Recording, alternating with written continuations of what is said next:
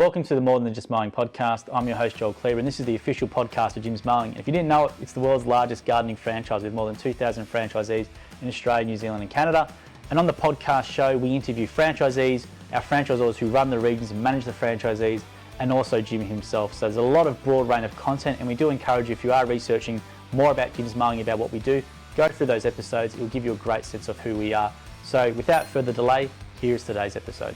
Joining us today on the James Mowing podcast is James Kotzas, who's a bit of a James Mowing legend, being with us since 1997, which is a remarkable achievement. It's fantastic to be able to talk to someone who's been with us for so long, James. So do you want to start off with first, actually before I keep going, we've got a core voucher which I'm going to present to you after this, if I point the right way, which is basically 2 free nights at any core hotel in Australasia or anywhere around the world. Bunch of discounts of drinks and dining as well. So we'll get that to you after this as well, as a little thank you for being a start franchisee for so long. And I'll just first start off with James first. What were you doing prior to James Mowing?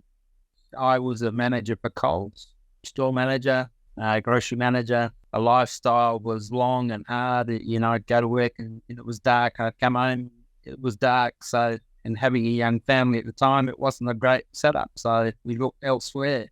And what was it about James Mowing back then? Was there a few other options you're looking at? Or because it would have been pretty early days still for the franchise. I don't know if it would have been as much brand recognition back then as it was now. We looked at BIP. We even turned up at a place, I can't remember what they were called, but they were hiring videos outside of, so you'd have a video store basically in your car and you'd go house to house. Really? And we actually had an interview lined up, and then I remember we turned up and knocked on the door and there was a big sign to say that they'd shut down. Oh, wow. So there was a hint there. But we had an interview with VIP, and then we had an interview with Jim's when there was only one franchisor in WA, and we got a great feel from them. So hence why we went with Jim's. What was the training like back then? I presume it obviously would have been still fairly early days. Was it over in WA? Did you come to Melbourne, or what was it like?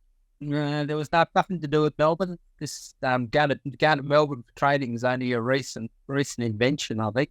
My trading, we had a guy in here he worked out of the office and he did all the training. Bert Zeigerfeld was his name, and so he showed me you did your training with him early days, and then you went out for a week or two with 3 or 4 different franchisees and did different things, and you learned the thing. And then after 2 weeks, they said, "Here you go, here's your round, go for it." And what were those early days like, James, coming from the Coles working environment to what you were doing? How did you find it all?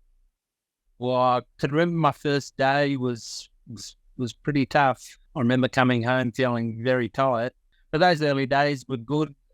I got to say, it was a lot easier. You just got out, you mowed the lawn. People didn't ask too many questions. People didn't know too much about their own lawn and things like that.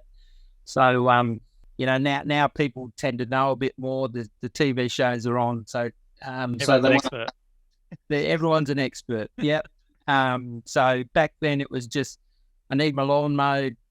As long as it looks neat and tidy, I'm happy. So, yeah. Yeah, I remember I actually used to live in Perth. I lived in a place called Marangaroo, which was only a new suburb back in the day, which was near Girraween, Alexander Heights. Now it's a bit different. And I remember we actually lived next to a James Mowing franchisee.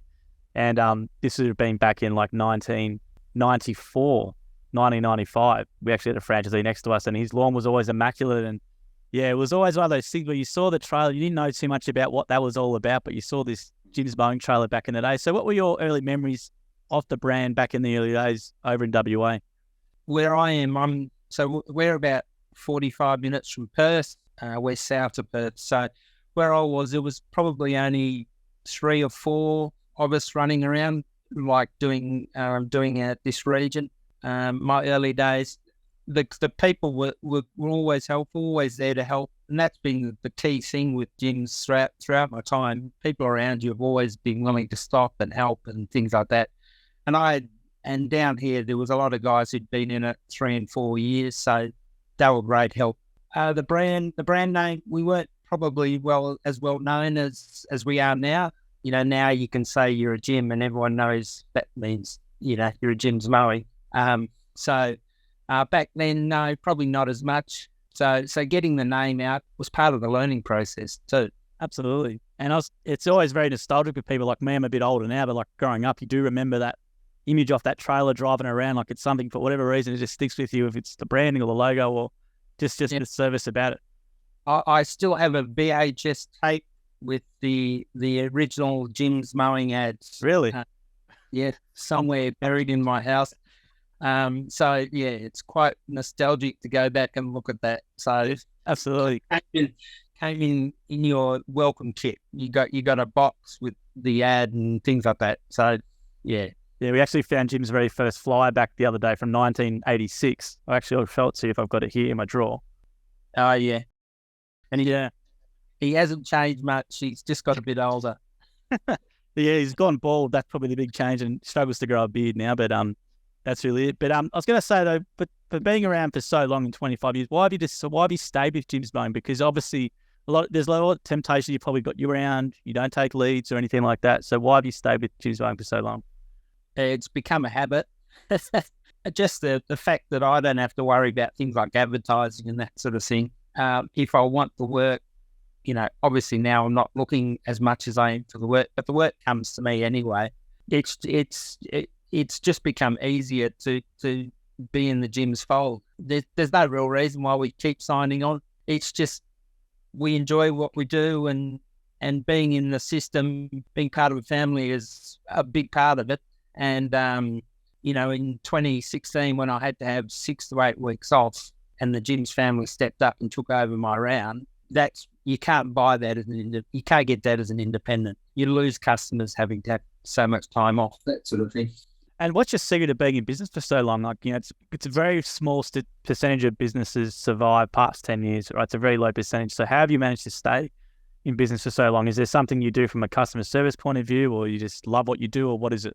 Like, I've been in retail most of my life, and it's still called Jim's Mowing Retail. Having focus on the customers, number one, has been our biggest thing. And I've been brought up that, as silly as it sounds, the customer is always right. There's times when they're wrong, but you just got to accept that they're not going to change their opinion. Being friendly, being kind. I've been to 5 funerals. I've been to 6 christenings. I've been to 3 weddings through my customers. So, they become your friends as well. That's the biggest focus, just being kind, being friendly, being always with a smile. While we've stayed in business, well, I put that all down to my wife. The fact that I can go out there, mow the lawn, and then I just bring her the paperwork and she does all that sort of thing. And she's very good with customers. So I think that's why we've stayed in business. And it's an easy business to run. There's nothing too complicated about it. You go out there, do your job, put a smile on your face. You seek out the work when you need it. Getting the work is easy. Once you get into the swing of things, finding the work is a lot easier. And people will often say, "Oh, do you know anyone who can do this?" And you'll go, "Yeah, me." And that's why we've stayed in business. Yeah, and it's great to hear that you're a team with your wife, because a lot of Jim's Mowing franchisees have that team element where it's a husband and wife team. Sometimes they're both out in the field, or one's doing the books or running the customer service. So it's great to hear that you guys have been in business for so long together as well. It's a really great story. So with your business over the years, how have you seen the industry develop as a whole from back when maybe you first started to what it is now? How have you seen the developments in it? Lawn mowing was a thing that when I started, there was probably us and one VIP bloke. There was probably 4 or 5 gyms and one VIP bloke, I think, from memory. And then you'd have what we'd call the shift workers. So the blokes who'd be working, they'd either be working FIFO, or they'd be working on the industries, and they'd get stretches of days off, and they'd throw a lawnmower in the back of their ute, and they'd go and mow a few lawns just to top up the money. How that's changed now. Every street you go on, there's someone else. There's a different person. I've seen other franchisee models try and come. I mean, now we've got Fox Mowing trying to get a foothold in WA. So you see there's a lot more independence. There's a lot more blokes out there who do it because they can, I guess, and it's easy work, and it's an easy business to set up and start. And what do you think about the not competition element, but we see a lot of us because James Mowing's the big brand, it's the flagship rider, and a lot of independents get a bit salty sometimes. We post, obviously, I do a lot of stuff on social media, and I see a lot of comments all the time, and it's always independents being, overly negative. So what do you think about that whole dynamic between the independents and the mowing franchisees? The thing about independents is they come and go. Quite often you'll get a customer who'll say, I had this bloke for years and he's just disappeared. And that's a story, that's a common theme, that these independents just disappear. They choose not to go. And I think that's why they're independents. There's a few in our region that have been around a very long time, but again, they're focused on customers and that sort of thing. As to the negativity, well, I'm sure big franchises like McDonald's have the same negativity towards them too. People just see a brand name and they want to, it's tall poppy syndrome, I guess. You're absolutely right, because there is why I asked that, because we do these interviews and I've met a guy who's been a greenskeeper for a long time at some really top quality golf course. There's another guy who did a cert for in horticulture, which was Theo Theobald's been for 27 years. And just trying to get across the point that our guys like yourself and many others have got so much industry experience with it. It's not just some bloke deciding to come and do this. Like, yourself got more than 25 years in the industry. Like, so when you come to someone's job, you're getting like, how much more experience can you get than someone like yourself and some of our other franchisees? Yeah. And you pick up that experience. It's not just on the job learning or learning, reading things. You pick up that experience through customers who actually know what they're doing. They've tried something, it's worked. So you go and you tell the next customer, I can't guarantee it, but this person's tried it. So, and then you pick up that experience along the way. The experience with gyms is the biggest thing. If we don't know an answer to a problem, the fact that we're only a phone call away from the franchisor or other franchisees, it's, that's the biggest difference, I think. Now, over the years, what sort of services have you found yourself doing? Has there been anything that's sort of been way outside the scope of what people might think James Mowing can do, or what are some jobs? You do all the basic things. I remember I had a lady, she was 85 and she was shifting from one unit to another and her removalist fell through, and I said, I'll come and do it for you. So she paid me what the removalists were going to pay, and I loaded everything up on a trailer and spent the next day and a half doing that for her because she had a lot of stuff. So that's one of the odder jobs that I've done. Yeah, that's probably the oddest job I've done. And in your business at the moment, you're doing hedging, pruning, are you doing the full gamut, or what do you do in your business? Yeah, everything: lawn mowing, gardening, weeding, hedging, pruning, gutters. Yeah, but just the basic things. I do nothing out of the ordinary. The verti mowing in the summer and things like that. But that's it. And how's the body been holding up after all this time? There was a reluctance when our last contract was to sign up. There was a genuine reluctance to go, well, can I see myself doing this at 60? Because that's about when the next contract is due. And at the time, I thought, oh, no, I can't see myself doing it. But, yeah, the body's holding up pretty well. It gets a bit sore, but then it gets a bit sore because I run around the hockey field too. So are you still playing? I don't play, I umpire. So that's tough. It's tough chasing 20-somethings around and that sort of thing. So, so the body's actually holding up pretty good, actually. I think the outdoor lifestyle, it's, I always put it down to, I've never had COVID. And all the time really it's been around, it's been in my house, I've never had COVID. So I always put that down to the sunshine we get here in WA. All that vitamin D, yeah. So that's like good for the immune system. So you umpire hockey as well. That's fantastic. Yes. Yeah. I'm a Hockey Australia umpire. I'm currently in Hobart. Yeah. So for a tournament or something, is it all? Yeah, the national under-18s are here. I'm here looking at umpires. So I'm doing a bit of umpire coaching, and I'm an umpire coach with Hockey WA. So and then I umpire the occasional game here and there. So. And how'd you get into that? Was it just via playing originally, and then you shifted over to it, or how'd you do it? Yeah, playing. And then I did my knee, so I did my knee quite badly, and then so I can now run straight lines, but I can't do change of direction, and change of direction is all that hockey is about. So I decided to pick up a whistle, and yeah, it's gone from there.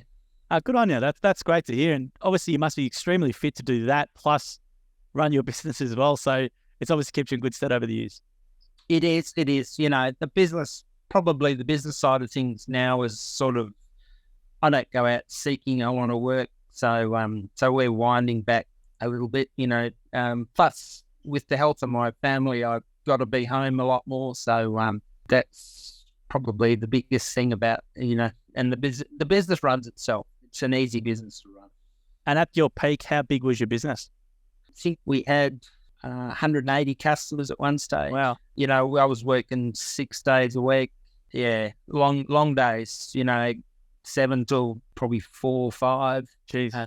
So they were long days. I mean, I know there's guys out there who are starting crack of dawn and they're coming home when they're in the dark. So, and that's probably my biggest takeaway from the thing. You got to treasure your family time and your time at home.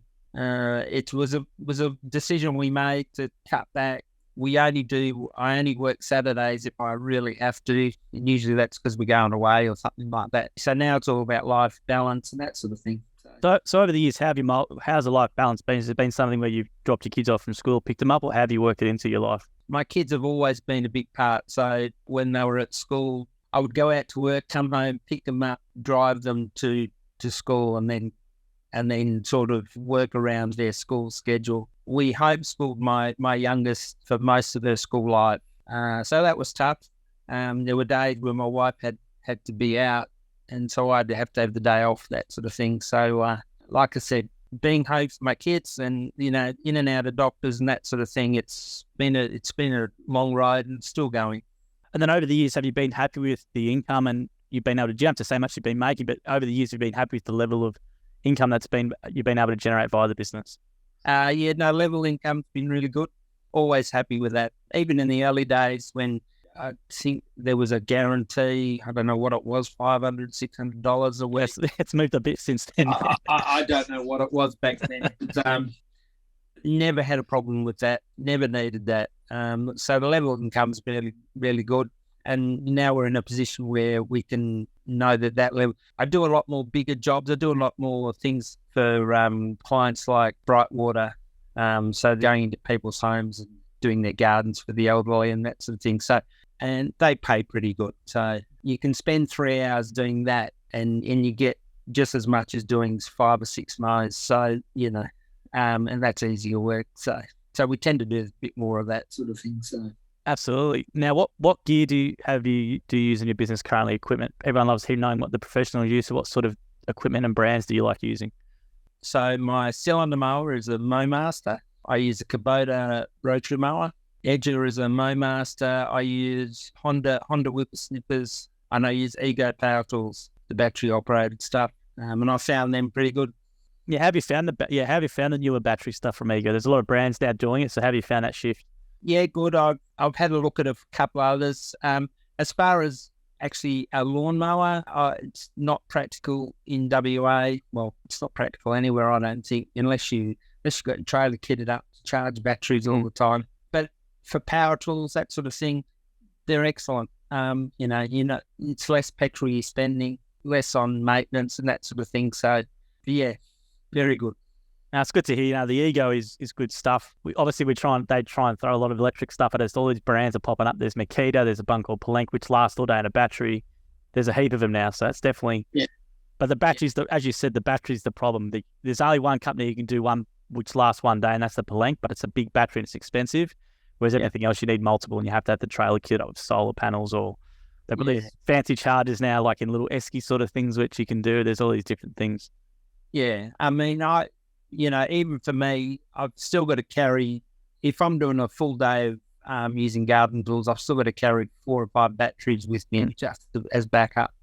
It's not, like I said, it's not practical to use for a push mower, but for a power tool, it's good. And now, have you done any splits over the years or with your customers, or have you just kept them all? Or? Oh, no, I'm a terrible franchisee. No, never done a split, never sold off part of my round. Nothing wrong with that. That's up to everyone's different. Everyone's different, so there's nothing wrong with that at all. I still part of my territory that's vacant land. So really, quite lucky. Yes. Wow. This day and age, there's vacant land. Wow. So. And what's your longest service? Do you have customers which have been with you for more than 10 years, or how long have some of your customers been with you for? So I have one gentleman who's been with me since probably 3 weeks after I started. So Really? Gee, yeah. bloody. And I had another one. Sadly, she passed away last year. So I actually got her as part of someone sold off clients when I first started. So I took her on. A lovely lady, had lots of stories, escaped from Nazi Germany with her family. So, it's quite humbling to hear her story. And sadly, she passed away. And so it's quite an honour to actually mow her lawn. So. Yeah, but it's a testament to you as well with regarding what you do, because more than 25 years with anyone to say with, the service provider is just amazing. So I've had another guy I've spoken to called Ken Swithenbank who's been with us for 14 years and he's had customers still with him from 14 years ago. So to have customers for 25 years plus is just amazing on your achievement. Yeah. And the guy that I still do now, I don't see him as much, but, we became friends over the time. So, not that we, not sort of friends to go and have a beer with, but, always there for a chat when he's home and that sort of thing. And always ask about the family. So, and that's, the biggest thing. Getting to know your customers and getting to know their family is a way to keep in touch and keep them loyal. That's fantastic to hear. Now, in regards to someone looking at maybe doing a Jim's Mowing franchise, what sort of advice would you tell them from so many years of experience? Learn the word no. There is plenty of times where you'll happily take the work, but then you get to the jobs and you go, oh, I regret saying yes to this one and that sort of thing. Just take it as it comes. Always be happy and do the best job you can, no matter what you think of. No matter how big that job is, always try and do the best you can. And maybe what's some extra advice then for, so let's say some newer franchisees? We've obviously got training next week here. So maybe for newer guys in the industry or just starting up, what's your best advice for them as well? Be happy in your home life, because a happy home life is you take that out on the road. So that's probably my best advice. Don't take your problems that are at home out with you on the work site. That's good stuff. Well, thank you very much for your time, James, and joining us from your tournament, and good luck with your tournament as well. It's great to meet someone like yourself who's been with us for so long. It's a fantastic achievement, and I'm pumping you and a few guys up to Jim. Obviously, hopefully you probably had a few things to deal with him over the years, but when I tell him, it's a big smile on his face in the office about having people like yourself, and there's a few others that we spoke to who's been around for so long with customers for more than 25 years. It's just an amazing achievement. So well done on everything you've done. All right. Thank you. Thanks, mate. And I'll give you, just before, man, I'll give you that as well in an email. You get an email to create an account, the account online, and you'll get a card sent to you in the mail, and you can use 2 free nights at any or call hotel around the place. All right. Thanks, good luck with your tournament. Thank you very much. Thank you. Thank you for listening to the episode of the More Than Just Mowing podcast by Jim's Mowing. If you do need help with your local gardening expert, please give us a call on 131 546 for Australia, 0800 454 654 for New Zealand, or head to jimsmowing.com.au or jimsmowing.co.nz. If you liked what you heard, please make sure to leave us a review as well, wherever you consume your podcast. We appreciate your support. And until next episode, we hope you have a great week.